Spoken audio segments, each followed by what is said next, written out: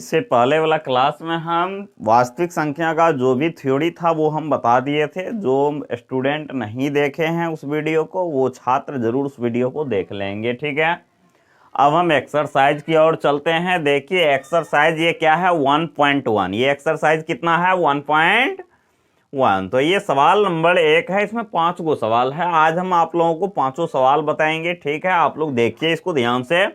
बोल रहा है निम्नलिखित संख्याओं का HCF ज्ञात करने के लिए यूक्लिड विभाजन एल्गोरिथम का प्रयोग कीजिए। किसका प्रयोग करने बोल रहा है, यूक्लिड विभाजन एल्गोरिथम का प्रयोग करने बोल रहा है, ठीक है। इसको आप लोग ध्यान से देखेंगे। अब यूक्लिड विभाजन क्या होता है,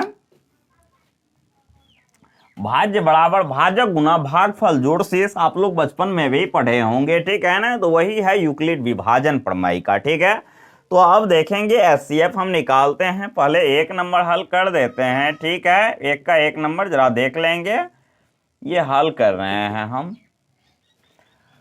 यहां पर क्या करना है, 135 है। 135 से क्या करेंगे, अर्थात 225 में भाग दे देंगे, ठीक है। अब देखिए क्या हो जाएगा, 13 दूना 26। ये तो ज्यादा हो जाता है 2 मरतबे, 1 मरतबे लगा देते हैं। यही हो गया 135। ये क्या हो जाएगा, घट जाएगा। 5 में से 5 गया 0, 12 में से 3 जाएगा 9 हो जाएगा। ये कट गया।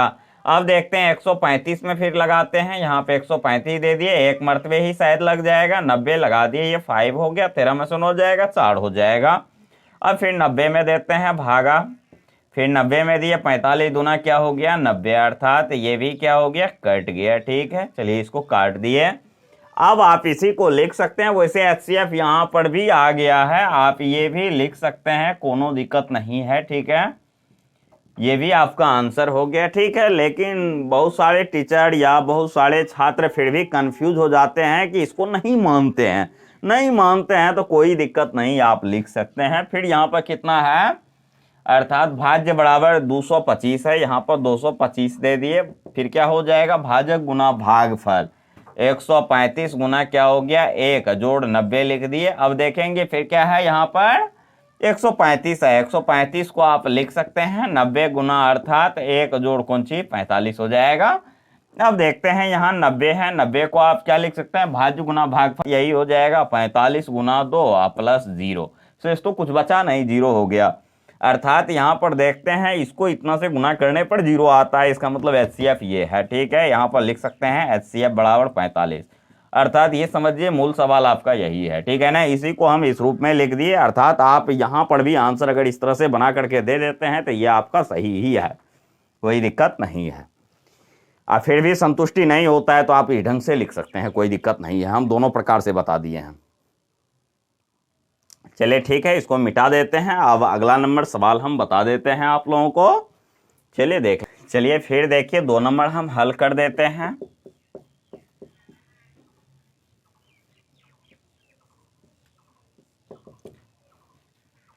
फिर यहाँ पर 196 से बोल रहा है इसमें HCF देने के लिए। चलिए 196 लिख लिए। यहाँ पर क्या दे दिए, 38 2 फिर 2 0 है। अब देखिए यहाँ पर क्या हो जाएगा, 19 दूना 38। 2 मरतबे लग जाएगा क्या, नहीं लग पाएगा। 19 दूना 38 हो जाएगा, अर्थात 39 हो गया। 1 मरतबे लगेगा। चलिए 1 मरतबे लगा देते हैं। ये हो गया, 12 में से 6 गया 6 हो गया। यहाँ पर 7 बचा, 17 में से 9 जाएगा 8 हो जाएगा, ठीक है। फिर यहाँ 2 बचा, 2 में से 1 गया 1 हो गया। अब देखेंगे यहाँ पर 2 है, 2 लिख दिए। अब देखिए इसको कितना से गुना करे जो इतना हो जाएगा, क्या हो जाएगा, 196 को 8 से गुना कीजिए, कितना हो जाएगा, 8 6 के 48 के 8 हासिल 4 हो जाएगा। फिर क्या हो जाएगा, 9 8 72 4 76 के 6 हासिल 7 8 7 15। 9 मरतबे भी ट्रायल कर लीजिए। 196 को 9 से गुना कीजिए। 9 6 के 54 के 4 हासिल 5 हो गया। 9 में 81 5 86 के 6 हासिल 8 हो गया। 9 8 17, अर्थात ये देखते हैं लग जाएगा शायद। ये 9 मरतबे आप लगा देंगे। यहाँ पर क्या हो जाएगा, 17 64 हो गया। अर्थात यही 12 में से 4 जाएगा 8 हो गया। ये 15 में से 6 जाएगा 9 हो जाएगा। यहाँ पर ये कट गया। अब देखेंगे फिर ये 0 उतर गया। 5 मरतबे शायद लग जाएगा। चलिए देखिए 5 मरतबे गुना कर देते हैं। 6 पंचे 30 के 0, हासिल 3 हो गया, 9 45, 46 47, 48 के 8 हो गया, हासिल 4 हो गया। ठीक है, 5 4 9। ठीक है, अब देख लेंगे ये कट गया तो HCF आपका 196 ही आ गया। चलिए ठीक है, इसको मिटा देते हैं। अब देख लेंगे यहाँ पर क्या हो जाएगा। आप लिख सकते हैं भाज्य बराबर आपका कितना है, 38 है। कितना है, 38। 220 हो गया, बराबर लिख सकते हैं 196 गुना 195 और प्लस शेष 0 हो गया। यहाँ पर HCF आपका क्या आ गया, 196। चलिए लिख लेंगे, यहाँ पर भी आपको HCF आ गया है उतना ही, HCF 196। अर्थात इस तरह से भी आप बना देंगे, कोई दिक्कत नहीं, ये नहीं भी लिखिएगा तो चल जाएगा काम। अगला नंबर सवाल हम बता देते हैं आप लोगों को, देख लेंगे। तीसरा नंबर सवाल क्या है, 867 फिर 255 है, इसको मिटा दें। ठीक है, ये 3 नंबर सवाल आपका। चलिए यहाँ पर हल कर रहे हैं। ये 255 है, 255 से भाग देना है 867 में। यहाँ पर क्या हो जाएगा, 2 मरतबे लग सकता है, वैसे 3 मरतबे भी लग जाएगा। हाँ, 3 मरतबे भी लग जाएगा। 3 मरतबे लगाइए। 5 तिया 15 के 5 हासिल 1, 5 तिया 15 1 16 के 6 हासिल 1, 3 दूना 6 1 7 हो गया। ये हो जाएगा, 7 में से 5 जाएगा, 7 में से 5 जाएगा, 2 हो जाएगा, ये 0 हो गया, ये 1 हो गया, फिर क्या हो जाएगा, 255 है, लिख दिया। अब देखिए ये 2 मरतबे लग जाएगा, क्या हो जाएगा, 204 हो गया, ये 1 हो गया, 5 हो गया, ये कट गया। फिर लगाते हैं 102 में 2 मरतबे शायद लग जाएगा, 2 5 9 10 हो गया, ये भी कट गया। आपका HCF कितना आ गया, HCF 51 आ गया। चलिए ठीक है, लिख दिया। अब इसी को यहाँ पर क्या करते हैं, देख लेंगे। ये इस तरह से कहा जाती है, ये दूसरी विधि है, ये पहला विधि आपका हो गया। ठीक है, पहला विधि।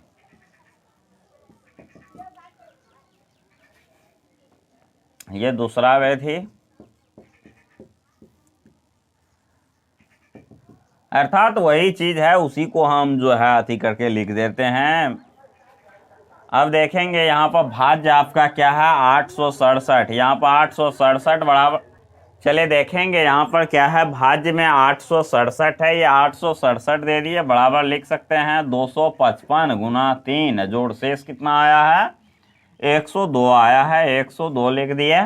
फिर देखेंगे यहाँ पर भाज्य क्या है, 255 है, 255 को आप क्या लिख सकते हैं, भाज्य गुना भागफल जोड़ शेष, अर्थात आप लिख सकते हैं 102 गुना 2 आप प्लस क्या हो जाएगा, 51 हो गया। ठीक है, फिर 102 है, 102 लिख दिया, बराबर भाज्य गुना भागफल जोड़ शेष, 51 गुना 2 जोड़ क्या हो जाएगा, शेष 0। अर्थात यहाँ पर इसको गुना करने पर और यहाँ पर 0 जोड़ने पर क्या हुआ, 102, तो ये आपका HCF हो जाएगा।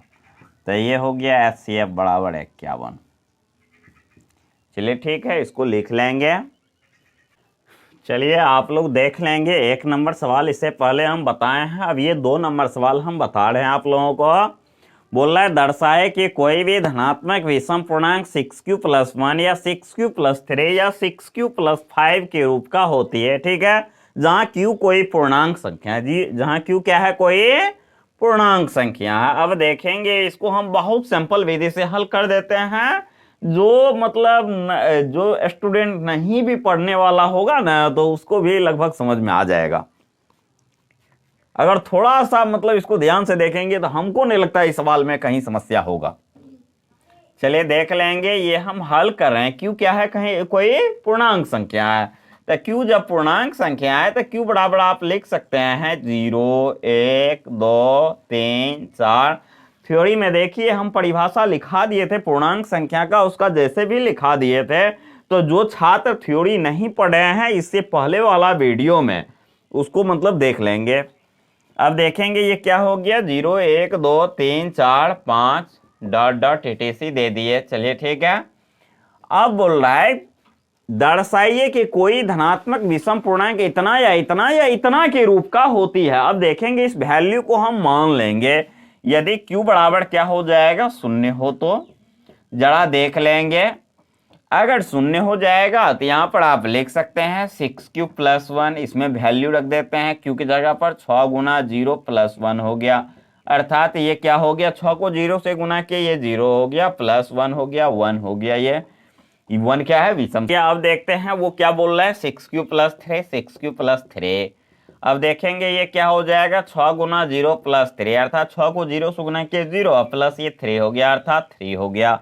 अब देखेंगे क्या है, 6 प्लस क्या है, यहाँ पर 5 है, 5 दे दिए, 6 गुना क्या हो जाएगा, 0 प्लस 5, ये 0 हो गया, प्लस 5 हो गया, अर्थात ये 5 देखेंगे, ये भी विषम संख्या, ये भी विषम संख्या, ये भी विषम संख्या। चलिए ठीक है, ये 0 रखे, 1 रख करके चेक कर लेते हैं, क्यू बराबर 1 हो तो। अब देखेंगे यही हो जाएगा 6 प्लस 1, तो अर्थात 6 गुना ये क्या हो गया, 1 प्लस 1, अर्थात 6 को 1 से गुना किए 6, प्लस 1 है, प्लस 1, अर्थात ये 7 हो गया, 7 भी विषम संख्या है। अब देखेंगे ये क्या हो जाएगा, 6 प्लस क्या है, 3 है, अर्थात ये 6 गुना क्या हो जाएगा, 1 प्लस 3, अर्थात 6 3 क्या हो जाएगा, 6 3 9, अर्थात ये भी विषम संख्या है।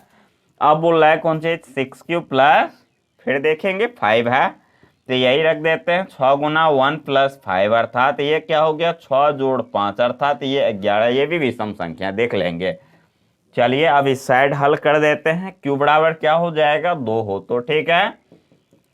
अब देखेंगे यहाँ पर क्या है, 6 प्लस क्या है, यहाँ पर 1 है, 1 दे दिए, 6 गुना क्या हो जाएगा, यहाँ पर 0 रख दिया, अर्थात 6 को 0 से गुना के, ओह ये वो 2 रख रहे हैं। चलिए यहाँ पर देखेंगे 6 प्लस क्या है, 1, 6 गुना क्या हो जाएगा, 2 प्लस 1, 6 गुना 12, एक क्या हो जाएगा, 13 हो गया, अर्थात ये भी विषम संख्या है। अब देख लेंगे यहाँ पर क्या है, 6 प्लस 3, अर्थात 6 गुना 2 प्लस 3 हो गया, 6 गुना 12 जोड़ 3, अर्थात यही हो गया 15, ये भी विषम संख्या है।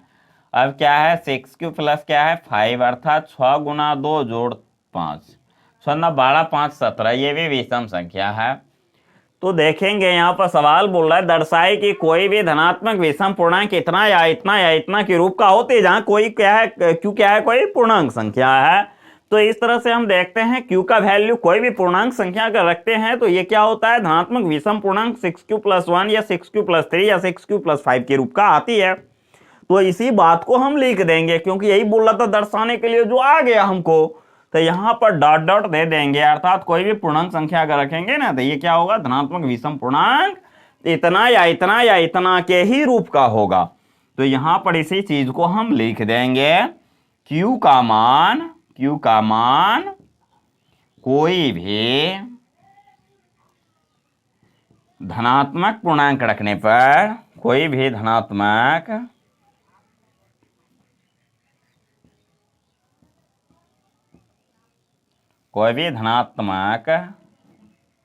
पूर्णांक रखने पर धनात्मक विषम पूर्णांक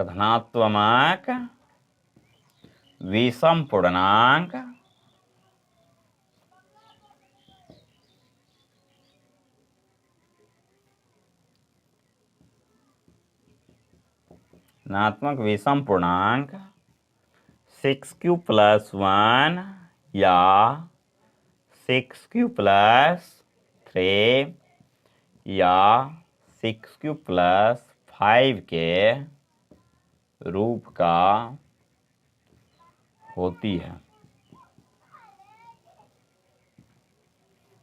देखिए सवाल हमको दर्शाने के लिए बोल रहा था कि दर्शाइए कि कोई भी धनात्मक विषम पूर्णांक 6Q प्लस 1 या 6Q प्लस 3 या 6Q प्लस 5 के रूप का होती है, जहां Q कोई पूर्णांक संख्या है। तो ये बात हमको कैसे पता चलेगा ये धनात्मक विषम पूर्णांक है या नहीं है। तो हम क्या किए, Q का वैल्यू कोई भी पूर्णांक संख्या ले लिया और इस पर वैल्यू रख करके देखे, तो वास्तव में ये तीनों क्या हो गया, धनात्मक विषम पूर्णांक इतना या इतना या इतना के रूप का होती है। इसी बात को हम लिख दिए, Q का मान कोई भी धनात्मक विषम पूर्णांक रखने पर धनात्मक विषम पूर्णांक इतना या इतना के रूप का होती है। क्योंकि हमको हुआ तो लिख दिए होती है, नहीं होता तो नहीं लिखते। चलिए ठीक है, आप लोग लिख लेंगे इसको। फिर अगला नंबर सवाल हम बता रहे हैं, इसको मिटा देते हैं। चलिए ठीक है, चलिए देखिए सवाल को एक बार फिर से समझ लीजिए। बोल रहा है किसी पेरेंट में 616 सदस्यों वाली एक सेना की टुकड़ी को 32 सदस्यों वाले एक आर्मी बैंड के पीछे मार्च कराना है। दोनों समूहों को समान संख्या वाले स्तंभों में मार्च कराना है। उन स्तंभों की अधिकतम संख्या क्या है जिसमें वे मार्च कर सकते हैं? तो अधिकतम सेना के स्तंभों की संख्या बोल रहा है। सीधी सी बात है, यहाँ पे एचसीएफ निकालना होगा। चलिए एचसीएफ निकाल दीजिए। तो यहाँ पर क्या हो जाएगा, 616 है, ठीक है, 32 से भागा देना है। अब देखेंगे ये 2 मरतबे ज्यादा हो जाता है, 1 मरतबे ही लगा देते हैं। यहाँ पर क्या हो जाएगा, 11 में से 2 जाएगा 9 हो जाएगा, 5 में से 3 जाएगा 2 हो जाएगा, 6 हो गया। अब देखेंगे कितना मरतबे लग जाएगा। एक बार 32 को 9 से गुना करके देख लीजिए कितना होता है। 9 दूना 18 के 8, हासिल 1 हो गया, 9 से 27 1 28 हो गया, ये भी लग जाएगा। चलिए 9 मरतबे ही लगा दीजिए यहाँ पर। 9 दूना 18 के 8, हासिल 1, 9 से 27 1 28 हो गया, ठीक है। 16 में से 8 गया 8, ये भी कट गया, ये भी कट गया। अब देखते हैं यहाँ पर क्या हो जाएगा, 32 है, 32 से 800 के 32। सीधी सी बात है, यहाँ पर क्या हो जाएगा, उन स्तंभों की अधिकतम संख्या कितना हो गया, 8 हो गया। तो यहाँ पर लिख देंगे अतः उन स्तंभों की अधिकतम संख्या बराबर 8 हो जाएगा। चलिए ठीक है, इसको लिख लेंगे। चलिए देख लेंगे, ये चौथा नंबर सवाल है, ठीक है। अब देखिए चौथा नंबर सवाल बोल रहा है, यूक्लिड विभाजन प्रमेय का प्रयोग करके दर्शाएं कि किसी धनात्मक पूर्णांक का वर्ग किसी पूर्णांक m के लिए 3m या 3m+1 के रूप का होती है। ठीक है, ये दर्शाना है। m क्या है, कोई पूर्णांक है, तो m बराबर पूर्णांक हम क्या ले लेंगे, यहाँ पर 0 ले लिए, 1 ले लिए, 2 ले लिए, 3 ले लिए, 4 ले लिए, डॉट डॉट etc, अर्थात बहुत सारा अंक आएगा, ठीक है।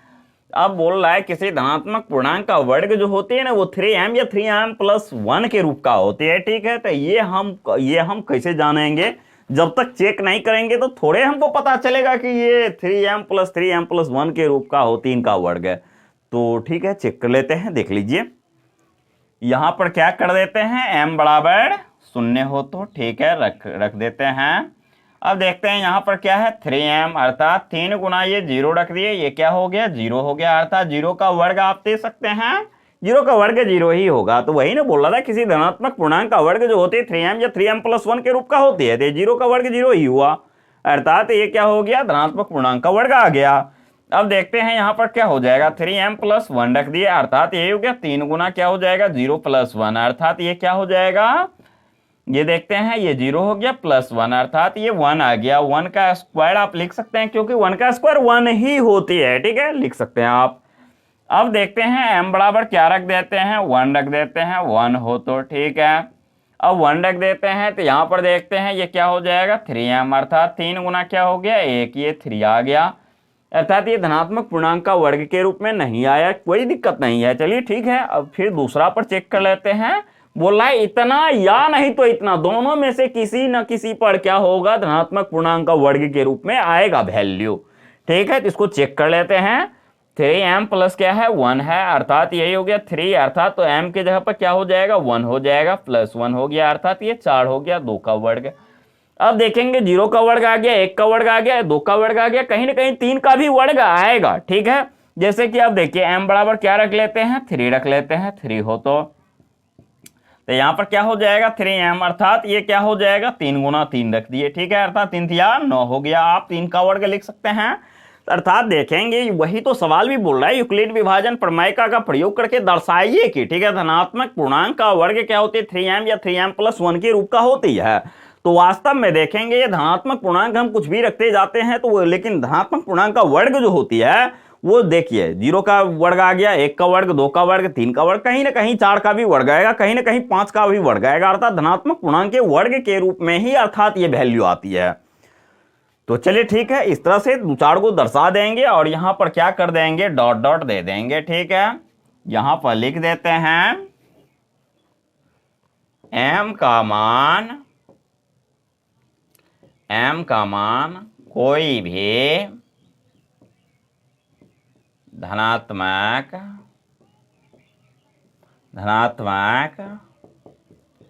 पूर्णांक रखने पर धनात्मक पूर्णांक पूर्णांक का वर्ग 3m या 3m प्लस 1 के रूप का होती है। सवाल देखिए, आपका बोल रहा था धनात्मक पूर्णांक का वर्ग जो होती है वो 3m या 3m प्लस 1 के रूप का होती है। तो इसमें हम सभी में देखें अर्थात m का वैल्यू धनात्मक पूर्णांक रख करके इसमें तो देखिए धनात्मक पूर्णांक का वर्ग जो आती है 0 का वर्ग, 1 का वर्ग, 2 का वर्ग, 3 का वर्ग अर्थात धनात्मक पूर्णांक के वर्ग के ही रूप में आती है।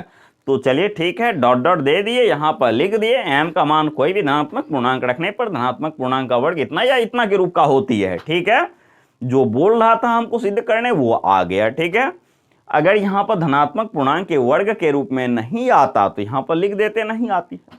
चलिए ठीक है, लेकिन आ गया तो लिख दिए आती है। इसको आप लोग लिख लेंगे। चलिए देख लेंगे। अब ये 5वां नंबर सवाल है, बोल रहा है यूक्लिड विभाजन प्रमेयिका का प्रयोग करके दर्शाए कि किसी धनात्मक पूर्णांक का घन जो होती है वो 9m या 9m प्लस 1 या 9m प्लस 8 के रूप का होती है। चलिए सेम टाइप का सवाल है, इससे पहले भी बताए हैं, सेम टाइप का ये भी सवाल दे दिया। ठीक है, तो देख लेंगे। सेम उसी तरह से इसको भी बना देते हैं। m क्या है, कोई पूर्णांक संख्या है, पूर्णांक संख्या यहाँ पर रख देते हैं। ये 0 हो जाएगा, 1 हो जाएगा, 2 हो जाएगा, 3 हो जाएगा, 4 हो जाएगा, डॉट डॉट दे दिए। लेकिन उसमें वर्ग था, यहाँ पर घन बोल रहा है। ठीक है, अब देखते हैं m बराबर क्या हो जाएगा, 0 हो तो रख करके चेक कर लेते हैं क्या वास्तव में धनात्मक पूर्णांक का घन इस रूप का होती है या नहीं। ठीक है, तो इसको जांचेंगे तभी तो पता चलेगा। जांच लेते हैं। अब यहाँ पर क्या हो जाएगा, 9m है अर्थात 9 गुना 0 रख दिए, ये 0 हो गया। इसको लिख सकते हैं 0 का क्यू। देखिए धनात्मक पूर्णांक का घन के रूप में आ गया।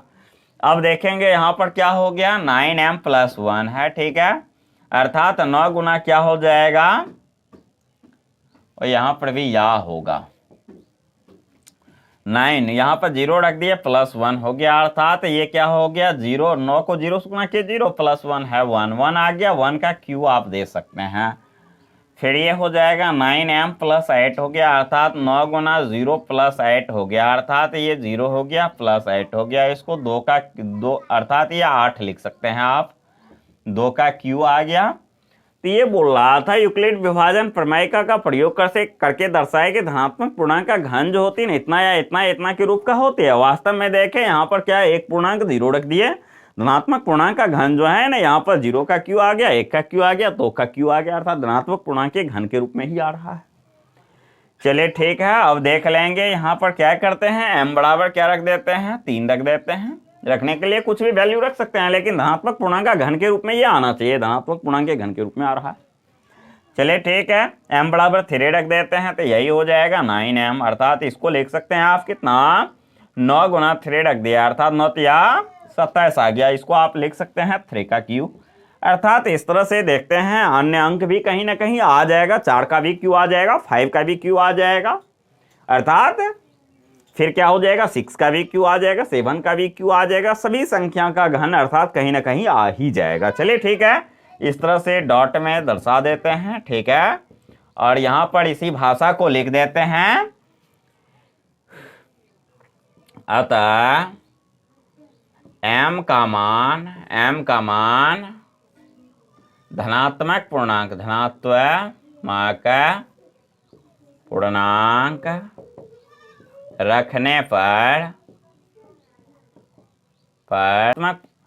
m का मान धनात्मक पूर्णांक रखने पर